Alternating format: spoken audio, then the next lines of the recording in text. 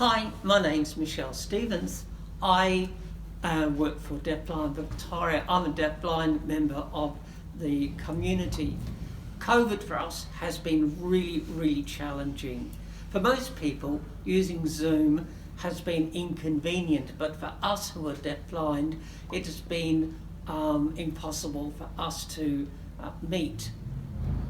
Also, many of our meetings had to be cancelled, remembering our communication is tactile and you can't sort of tactile through a computer. Most of our business that we've had to conduct has been also through emails. So, for most of our members, our 43 members, we've had no social occasions because for many people who can't hear or see through the computer, tactile and face-to-face is really the only way that we communicate. We've also found it difficult finding support, guides, because not everyone have had to was happy working so close to people. And also remembering that there are people who are deafblind that had to go into situations where perhaps for their communication was not appropriate for their needs. Now I'm going to ask Andrew to relay his story. Andrew, can you tell us, Giles, can you tell us what happened with Andrew? Thank you. Would you like to introduce yourself? Sure. My name's Andrew. My surname's Howard. Great. And you were saying you'd finished your second jab recently? That's right, yeah. I got my vaccine certificate. But you'd also mentioned recently you had a problem with MyGov. I did, yeah. Big problems. I felt like there was barriers. I couldn't remember my password. I couldn't set it up. It wasn't working. I needed a birth certificate, which I didn't have. That's right, because your birth certificate was at home, but you weren't at the family home. Yeah, I was in the country, quite far away.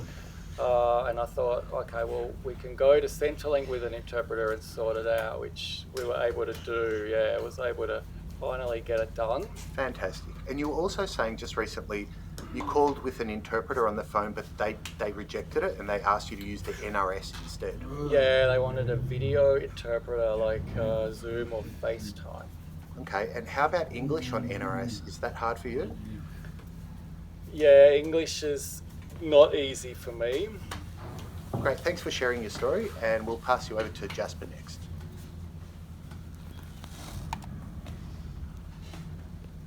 My name's Jasper Cleland. I'm the COVID Safe Marshal for Deafblind Victoria.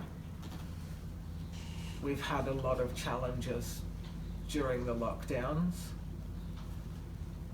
Many of the steps that we have to take to reduce the spread of COVID pose challenges for deafblind people. Social distancing is a problem for people who need tactile communication.